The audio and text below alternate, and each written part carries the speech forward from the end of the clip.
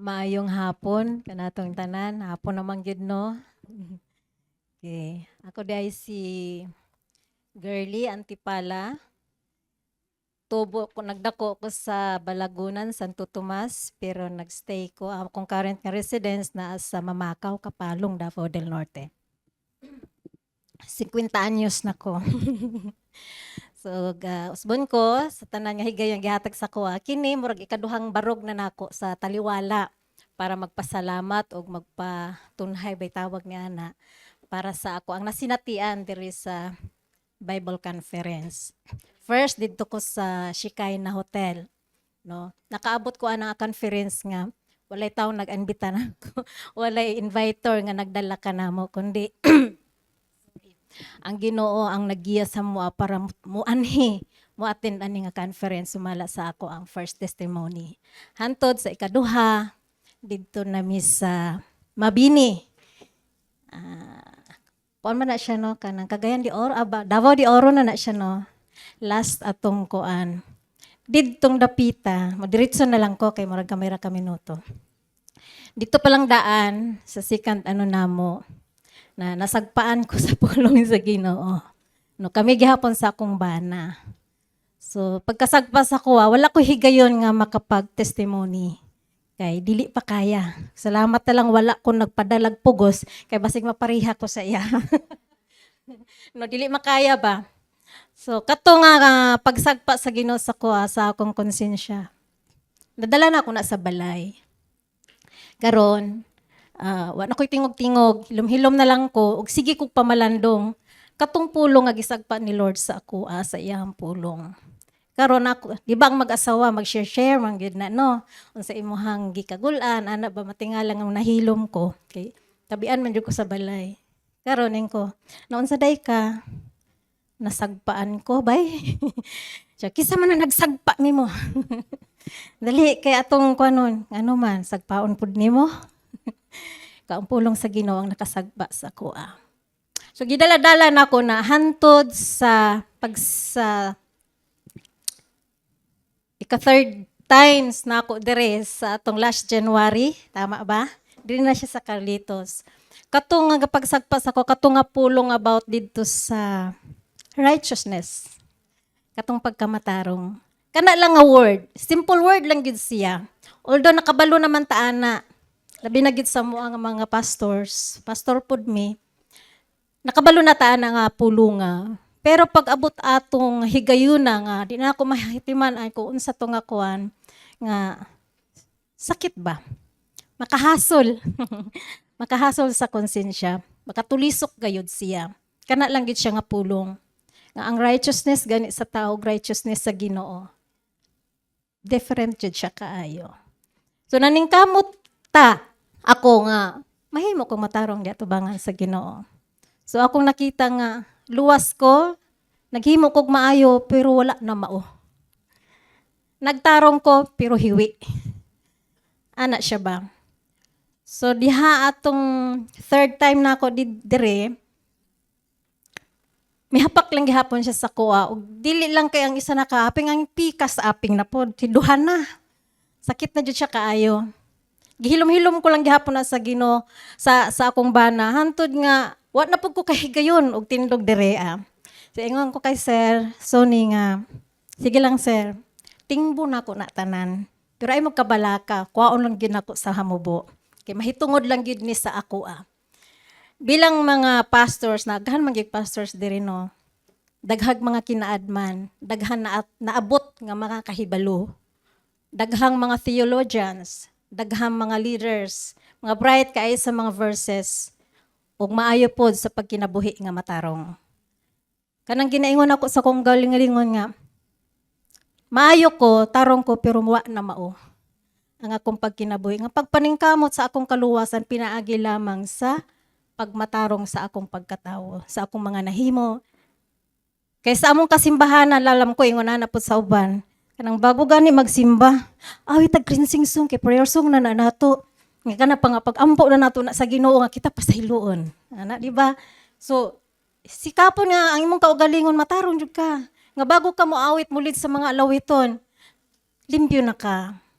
So diha ko na kuan ba nga lisura day ani nga usa ka kaalagad sa Ginoo pero buta. Nangalagad ko sa Ginoo sa hataas nga tuig pero buta day ko. Ug unsay gihilakan nako, niagi pa lang natandog na syempre dili gyud mahimo nga di ka mohilak. Pag masakitan ka hapdos jud siya kaayo. Pero at kini lang gyud nga conference gitingob gyud sa Ginoo. Ang kasakit, ang kahapdos, ang kanang pagtulisok nga dili gani masabtan.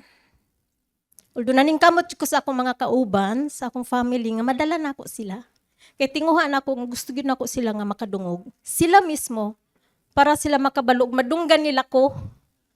Unsang akong gisulti karon, mo naning kamot jud ko nga makabaton og kaisog nga mobarog sa taliwala para mabatian sa akong pamilya, sa akong mga sakop karon nga akong kauban. Unsa ang standing karon nako diha sa Ginoo. Unsang kaluwasan nga meron ako. Ang kaluwasan din ako sa una murag taphaw lang. Ulog gitudlo nato na kabalo nako. Gidawat na si Kristo. Ngunana, di ba, ang kasagaran, dawat mo si Ginoo, luwas na ka. Mao na ang pagpanudlo sa mga kasimbahanan. Ug nadala nako na, ug nadala na mo na, kay mao na gimatuto sa ako Ug sa dihang nakaplagan gyud nako ang kamatuoran. Since didto pa, kaduha gyud didto ko sa Eaglesmith sa Mabini. Dito gyud nako na naangkon ang tinuod nga kaluwasan. Nadawat gyud nako ang kamatuoran nga 2,000 years ago, iyan ang gibayran ng akong sala. Ginluan ako niya, ang tanan akong kalapasan, kasalanan, iyahan ang gipapas. Ug dili na niya kini, pagahinumduman pa. Then ang nagtrouble sa akong kasing-kasing uban sa kumbana, kana laging pagpasaylo. Mo ginay mga isan sa akong kaubanan ron nga mangutana ko, mo ni nakapahason. Pero balik ko sa ako ang kining pagmatarong ba. Di ba sa first day mo otong Genesis nga ginasulti tong Genesis chapter 2, dunay duha ka tingog sa Garden of Eden. Ang boses sa Ginoo ug ang boses sa Yawa. Ang boses sa Dios ingon siya sa kay Adan ug Eva, sa simple nga word lang para sa kuha is nga niabot sa kuha mamatay ka gayud. Ang tingog sa Yawa, dili ka mamatay. So kuhay siya. Kung ikaw tawhanon nga panghuna-una maminaw ka sa akong kasalukuyan karon, kung kuang paminaw ang gisulti sa Ginoo, Ginoo na siya, nagtuo ko sa iya nga manluluwas siya, siya nagbayad sa tanan sa kuha, pinaagi sa iyang dugo. Tanan-tanan, iyahan akong gihugasan, wala na, sulbad na unta. Pero nga naman, ang akong gipaminawan, manumang tingog sa Yawa. Ang tingog sa Dios man God, maingon man nga, mamatay ka gayud. Ang tingog sa Yawa, dili ka mamatay. So kung ikaw taon-haon nga tao, mapanghuna-huna, unsa man imong pilion katug yung dili ka mamatay. So, ang akong nasabtan, nangutan ako, Lord, kinsa man akong paminawon. Sa dihang maingon ng Ginoo, naglingkod ko diha ikatulong kagabi, ngon ako mamapaguli, nganong nagsige man kag panghingos, gisipon ka. Gamay lang, natandog lang ko gamay. And then third day na gyud siya, di na gyud mapungan. Ang luha na gyud nako midagay day na gyud abang nagalingkod ko, di na gyud nako mapungan. Kana ganing gitawag ka ganing ingon ang Ginoo sa ko nga, alaot ka. Para sa iyo eskriba. Nya ingon ko, ngano man. Nganong alaot man ko, anak ko. Sige nagtulo akong luha, sakit na kay akong dughan. Kana ganing gibati, gani hindi ko alam kung ingon ana ang inyong gibati. Nga gana ganing gitusok imong kasing-kasing. Ang imong kinahilad man nga di nimo masabot giun sa paghiwa. Nga mura kag di kag ginhawa. Nga muutong ka, gusto kang musinggit pero dili nimo mapagawas. Nga murag na idakong batos sa akong kinasuluran nga di ko kaginhawa. Hantod nga giawit katong awit. Ako gyud na siyang ginasulat. Nya kay maulaw man ko diri kay ang ato ang speaker ra ba Bisa gamay lang nagmata, makakita siya. Bisa nasa. Sorry, Mr. Go. So, aware ko, basig makitaan ko, kay sintro ra ba jud ko sa iyang cute kayong mata. Muduko ko, basig ingnon niyang natulog ko. Kung muduko ko, niduko ko. Kay naminaw ko sa tingog sa Ginoo, diri sa akong konsensya sa akong sulod, iyang gipanulti, ug gipaspasan nako nagsulat. Anya nabalaka ko kay basin unyag ma-misinterpret niya. Karon, akong gibuhat kung motindog ko, basig makaingon na pod siya na dili ko maminaw. Kay gusto kong mugawas, kay gusto kong musinggit pag-ayo ug iyagyag nako ang akong ibati diya sa Ginoo. Gusto ko nga kami lang duha sa kwarto ba nga magistorya sa Ginoo nga ipadayag nako ang tanan nga naa sa akong sulod. Unsay gihasol sa akong konsensya. Hana. Karon di nang gid madala, sige gihilak ang kanta nga pagkanta na katong I wandered far away from God. Dili na gyud nako makuan, dili na nako kanang di na gyud mapugnan. Sige na gyud tulo akong luha. Sige kog smile, pero akong luha mo tulo gyud siya. Nya hantod nga kana lang didto na gyud mi samot kining kantaha nga I wandered far away from God. Nga akala ko yung pagiging righteous ko, naano ko sa Ginoo. Ang pagiging matarong ko at mabuti sa Panginoon, naano jud ko niya. Di ay, nagpalayo daay ko tungod sa mga matarong na akong buhat. Kay sulod sa iglesia nga akong nabarugan, akong nadak-an, mas milabaw ang doctrine of man compare sa doctrine of God. So mauna siya. Di ba madalas? Ingon anak ta mga churches? Doctrine of man, mo na kung makadungog kay ngunaning pagpanudlo, musupak ang imong espiritu. So dihang pagtawag sa Ginoo, murag pareha kay sa Ginoo ba nga gitawag si Adan ug Eva. Hain ka Adan ug Eva. Yan nagtago-tago sila. Murag ako. Tago ko kay naulaw ko pag-ayo sa Ginoo. Akong nasabtan nga hubo daya pa akong espiritu. Tukod sa ako ang righteousness, self-righteous, no? Pag kinabuhi nga mataro nga abi nako duol pa ko sa Ginoo, nagkaanam day kog kalayo niya. Tama nang ingon sa Lucas, nakalimot ko sa verse nga ginakot nako nga ayog salig, baka yung kaliwanagan na meron ka ay darkness na pala, kadiliman na pala. So nagtuot ta nga atong gibuhat tama siya naata sa kahayag kangit-ngit na di ay ta. So nya nga atong ginadala nga akong ginaguyod, buta ko, di buta pod sila, kami tanan mga hagbong kami sa kalautan, ug isa ko nga paninglan sa Ginoo sa umaabot nga panahon. So nga na, kay murag hubo na magyud akong espiritu, pagingon nga, gitudlo na pod ni Sir Go, hayata ni nga, alas, alaot ka, Pariseo, eskriba, dito ka nakuan, kana lang nga word, bisag wala pa na to nabasa to mga daghang verses man na siya nga alaot, di ba? Pag ingon nga, alaot ka Pariseo, ang pulong dito nga may konsensya na po sa alaot ka, girly. Ang sakit, di ba? Sakit ka isa ko, iwan ko lang sa inyo. Basta nga, alaot ka, girly. Nga? Pero naay verses dito nga mautoy naghatag sa ko po nga nga sampot jud ko sa kanang paghinuklog o pag-realize sa panghitabo sa akong kinabuhi as a Christ believer so nga magtutudlo pa. Alaot ka girly, mura kag panchon nga gikulayag puti kaayo, pero ang sulod nimo kalabira. Ni kong nahinumduman, basta sa ako mao na ang gisulti sa Ginoo sa ako kana ganing self-righteous ka. Feeling mo tama ka na.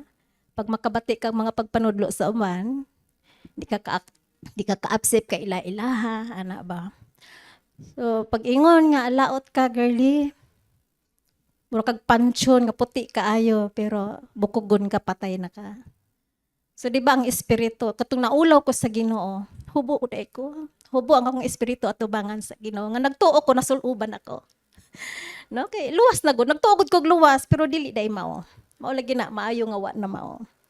Then nagpray ko sa Ginoo. Hantod nga midagan ang mga istorya kanila nga verse sa Isaiah chapter 61 or 61 verse 10 nga kanang gisuluban ka sa bisti sa kaluwasan. Hubo gud ko. No? Naulaw ko sa Ginoo kay nagmatarong ko ba sa akong kaugalingong kaalaman lamang. So gisuluban ko niya sa bisti sa kaluwasan, ikaduha gikupuan pa jud ko sa iyang pagkamatarong. Di ako po kalipay. Kay naglingkod ra ko, wa ko'y gibuhat pero iyan akong gimatarong. Samantalang sa kadahan nga katuigan, naning kamot ko nga mahimong matarong atubangan sa Ginoo. But in just one moment lang, matarong ko atubangan sa Ginoo.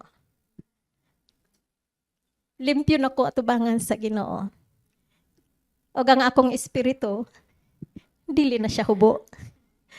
Gisuloban ako niya ni Ana. Kung halimbawa, usa ka fisika nga panghitabo, makabarog ba daig ko sa inyong atubangan nga hubo? Makauulaw, nakakahiya, hugaw, luod. Kung sa lain pa nga term, luod kang tanawon. Labi na sa tong pamustura karon, luod kang tanawon. Pero kay palangga ko sa Ginoo, tungod sa iyang dakong gugma, pinagi sa dugo ni Jesus, iya kong gibistihan sa kaluwasan. Ug iya kong gikupuan sa iyang pagkamatarong. O gawas niya na, tungod kay Jesu Kristo, espiritu man siya naghatag kinabuhi. Ang akong espiritu, doon na gininhawa.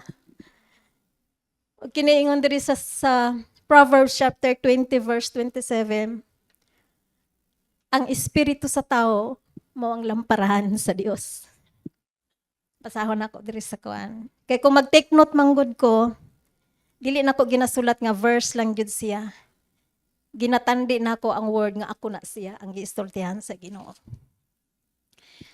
Mubasa ko sa verse Proverbs chapter 20 verse 27.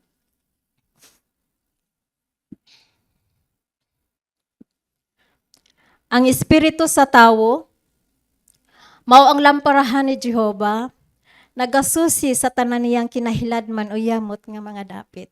Sa tanan akong sikreto sa akong kinasuluran, gisusi sa Ginoo. Ug karon ang akong espiritu, lamparahan na sa Dios, gihatagan niya kinabuhi. Matud man siya sa John chapter 6. Ug kanang akong pagpaningkamot nga tinguha, dili pagpaningkamot kundi tinguha gyud nako sa akong family. Labi na gyud ang nakadungog karon nga makaamgo usab sila sa akong naamguhan. Nga dili gyud ikatandi ang imong nahibal-an bisan pagpila ka degree ang imong makuha. Kung magkulang ka kahibalo sa pulong sa Dios, malaot gayud kita. Ug kana lang daghang salamat. Isaiah chapter 61 verse 10. Ako magakalipay ug dako kang Jehova, ang akong kalag magamalipayon diha sa akong Dios. Kay ako gibistihan niya sa mga bisti sa kaluwasan. Ako gisuloban niya sa kopo sa pagkamatarong.